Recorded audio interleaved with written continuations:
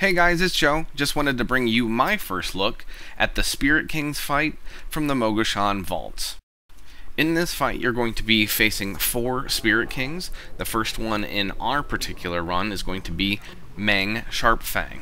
Now, unlike some fights like the Ascendant Council, you're only going to be dealing with one Spirit King at a time.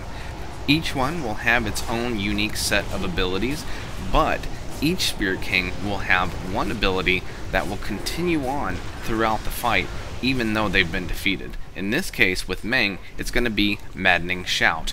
This is a mind control ability that hits the entire raid.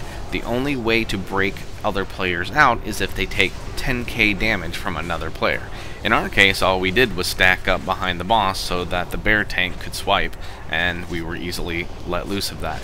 You're also seeing some other abilities here on the screen that are individual abilities that the boss will also be doing. But as you can see, I've moved the Maddening Shout over to the left hand side. That is because that is the ability that's going to persist through the rest of the fight. Again, there's going to be one each king, so you will end up with 4 abilities you have to endure the entire fight. Next up, we have Chang Steelskin. And while he's going to have his own set of abilities, we still have to worry about that Maddening Shout. So you're going to see we're going to still stay stacked just in case we need that swipe. Steelskin's first ability is going to be the Annihilate, which is a frontal cone, much like War Master Blackhorn does in Dragon Soul, that actually one-shot people for us. Next up is Massive Attacks. Now that's also shared damage, so another reason for us to stack. And then the big one, Flanking Orders. That's going to be a set of soldiers, as you're going to see here in a second, walking towards us through the room. If you get hit by those, you will be one-shot. That is very much like a lava wave, sort of like Obsidian Sanctum. You need to just get out of its way. So that is another ability that will be persisting through the rest of the fight. So while all these other abilities and these bosses come out and keep stacking on their individual abilities, you're also going to have those other 2 now, Maddening Shout and Flanking Orders. You're going to have to worry about the rest of the way as well. Next up is Sebatai Swiftfoot. First ability he's going to do here is called Volley, which is going to be another frontal cone. He's going to do 3 shots in succession. One's going to be large, second one's going to be medium, third one's going to be smaller. Obviously, you don't want to be in front of it.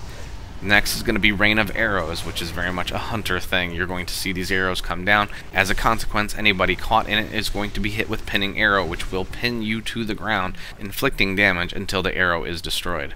Next up is Pillage. With this, the boss will charge a random player, causing their damage, healing, and armor to be reduced by 50%. That will be the particular ability that will now persist through the rest of the fight. As you can see over on the left-hand side, we now have to worry about Maddening Shout, Flanking Orders, and as well, Pillage. Next up is Zion, the Endless Shadow.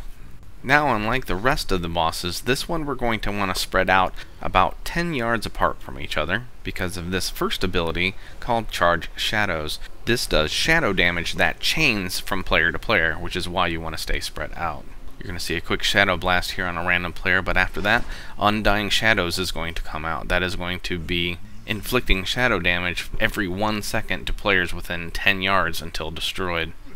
When that is destroyed, Coalescing Shadows will be the result. This will inflict shadow damage every 5 seconds to players within 10 yards. After 30 seconds, the Undying Shadow will fully coalesce and reform again, and that will also persist through the rest of the fight. Now, in this case, it was the last boss, so we didn't have to worry about it, but if you get that first, that is what you're going to be enduring the rest of the way. So again, you can see on the left-hand side the abilities that we got and the order that we got them. Each encounter is going to be different. You're going to start off on a different boss than we did, so these abilities are going to come in a different order.